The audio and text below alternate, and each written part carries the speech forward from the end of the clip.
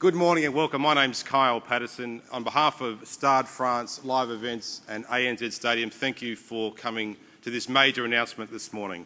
It's my great pleasure to welcome to this podium the narrator of Ben Hur, the Stadium Spectacular.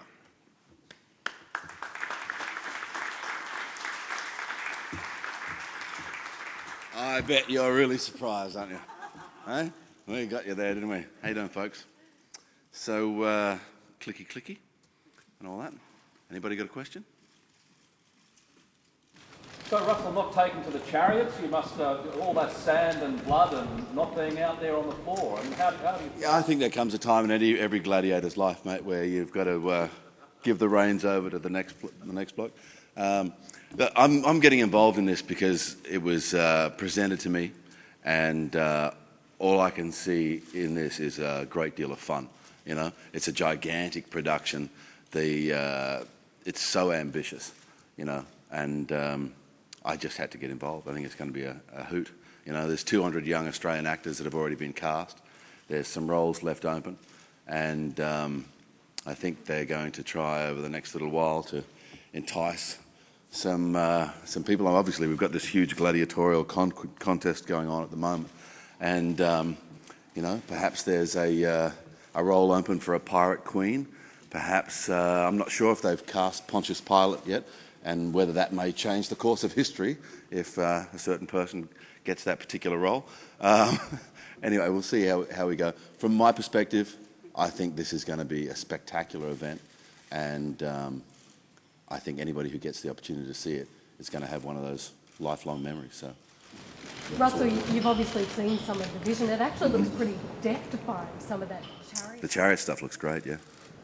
Tell us about it. Well, I've seen all the footage of the Paris production, and there is it's a full-on chariot race. You know, there's I think 6 chariots all belting around at full speed. So it's, you know, significantly more exciting and dangerous than harness racing, for example. Would you go as far as to say the whole premise of Ben Hur actually lends itself to being a stage spectacular more so than it even does a movie? Well, you're actually in there and you're involved. The audience is invited to participate, not actually in the chariot race, but through the course of the story. The audience are invited. So it's, you know, it's breaking that fourth dimension, that fourth wall. Do you know if anyone's in charge of making sure no one's got a wristwatch on in that chariot race? No doubt. It's French, and, you know, the culture of the French is all about excellence. How will your role work as a narrator? Will you be in a commentator box somewhere? Well, we'll see. I've played around with the script. They've given it to me, and I've recorded a few versions of it. But I'll be having a conversation with the director when he gets here, and we'll see how we're going to work it out. Will it be live? We'll see that too. That really depends on. That's going to be his call. You know, there's 1,000 moving parts or more, as you can imagine, with something like this. So we'll let him tell me. You said with Robin Hood, as a 5-year-old who used to watch the TV series, how far do you and Ben Hur go back? Gee, I would have seen Ben Hur when I was a young fella. Yeah, so I don't know specifically. Obviously, it was one of the reasons that I did Gladiator in the first place. Have your kids put their hand up and said, "Oh, Dad, can we go in the chariot?" I haven't talked to them about it yet. Yeah. Well, I'll discuss it. Obviously, you know, anything I do the same way with anything their mum does becomes a big part of their lives. So. Yeah. You've done a few historical epics now. What is it about them that appeals to you? Well, we have to sort of slightly separate this, obviously, from movies, you know, because as I said, from my perspective, just being asked to be involved is an enjoyable thing. You know, I just thought about it. Okay, I'm trying to find many different reasons as I can to stay in Australia and not be getting on a plane this year, you know. So, you know, and I don't like being idle, as you may know as well. So this is just going to be fun. So from why do I do historical epics? I think with the hindsight of, you know, history is a lot clearer, you know, and you can sort of, you know, when it comes to telling the tale of somebody on film, you know, it's always easier to tell that tale when a bit of dust has settled, you know. But that's obviously separate from a live spectacle like this.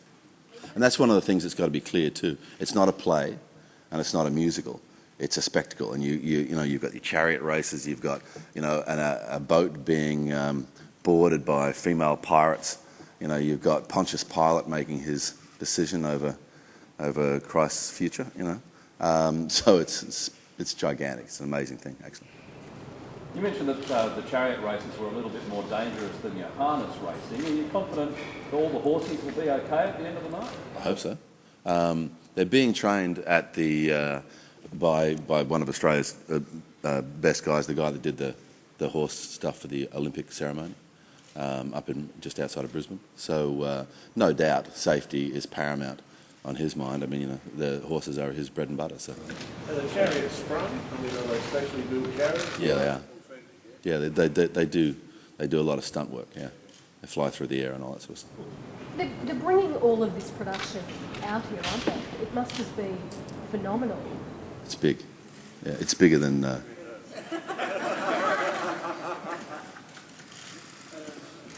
it make you think? Does it make you think there's room for a remake of the movie in 2010 and beyond? I think this is a great different step. You know, to actually take that experience that we have when we're watching a screen and then explode it. It's not, as I said, it's not a play. It's not like you're sitting in a theatre with a couple of hundred other people. You know, this is stadium sized. You know, I think they've already sold in excess of 40,000 tickets.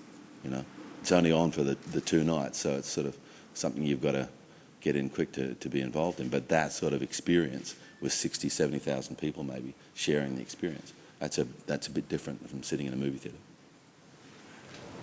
Another thing that might possibly keep you in Australia is doing a play. And you've had a couple of approaches over the years, I know, to do a stage play here in Sydney. Is it something you would one day consider? If it's the right thing, you know.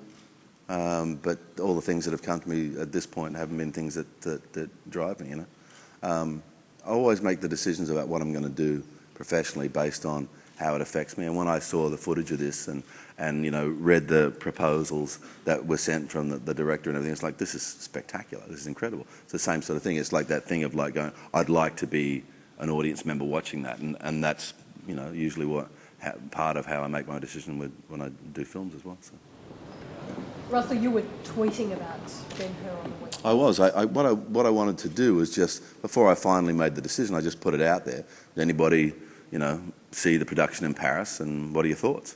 And every single reply that came back is unforgettable. It was fantastic. I loved it. And everything was like, okay, you know, so there's the proof, you know, that people that actually went and saw the production in Paris, it's still burning in their minds as one of the greatest things they ever experienced. So is that what you use Twitter for? Does it serve a purpose to kind of gauge? I'm not sure if it serves any real purpose, you know, but that was one particular instance where I wanted some feedback immediately on something, and I got it straight away. Okay. Great. Nice to see you all. Thanks for coming.